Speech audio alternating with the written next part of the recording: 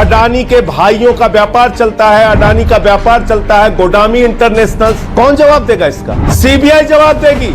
ED कहां छिपी है? इनकम टैक्स डिपार्टमेंट कहां छुपा है? कहां छुपी है भारत की सरकार? और इतना बड़ा भ्रष्टाचार करके एक व्यक्ति कह रहा भारत के ऊपर हमला हो गया। अरे भाई, हिंडनबर्ग ने तो अमेरिका के कंपनी का भी खुलासा किया, तो अमेरिका पे भी हमला कर दिया उसने।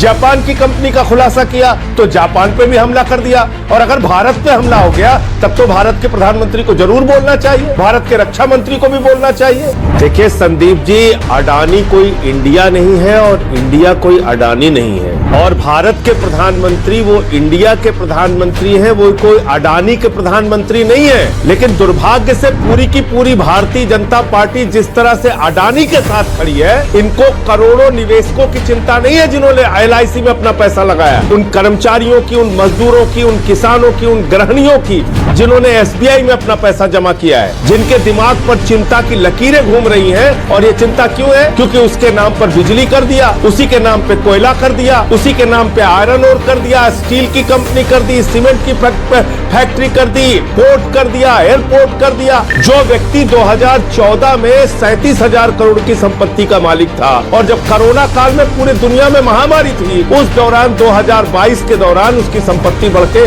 11 लाख करोड़ हो जाती। कौन सा बिजनेस, कौन सा व्यापार था भाई? और जो व्यक्ति दुनिया का दूसरे नंबर का अमीर बन जाता है, वो हिंदुस्तान के 15 सबसे बड़े टैक्स पेयर्स की सूची में नहीं है। ये पूरा मामला ये है कि मॉरिशस जैसे टैक्स हेवन कंट्रीज, कैरेबियाई टैक्स हेवन कंट्रीज में अडानी और उनके भाइयों ने फर्जी कंपनियां खोली और 38 फर्जी कंपनियां खोल के भारत में अपनी ही कंपनी के शेयर खरीद के उसको ओवर वैल्यू किया, उसके दाम बढ़ाए और अपने कंपनी के शेयर के दाम बढ़ाकर बड़े बड़े बैंकों से उन्होंने कर्जा ले लिया। एलआईसी का 74,000 करोड़ रुपए लगवा दिया गया, 35,000 करोड़ रुपए एसबीआई से कर्जा दे दिया गया। एक छात्र को, एक मजदूर को, एक रेहड़ी वाले को अगर 35,000 रुपए का कर्जा लेना हो तो उसकी चप्पल गिर जाती। तो इसकी ऑल पार्टी मीटिंग हुई पार्लियामेंट की सत्र की शुरुआत होने से पहले। उस मीटिंग के अंदर मैंने कहा कि अडानी के इस महाघोटाले पर चर्चा होनी चाहिए। सरकार ने कोई जवाब नहीं दिया। सरकार सदन में चर्चा कराने के लिए तैयार नहीं हुई। राष्ट्रपति के अभिभाषण का बहिष्कार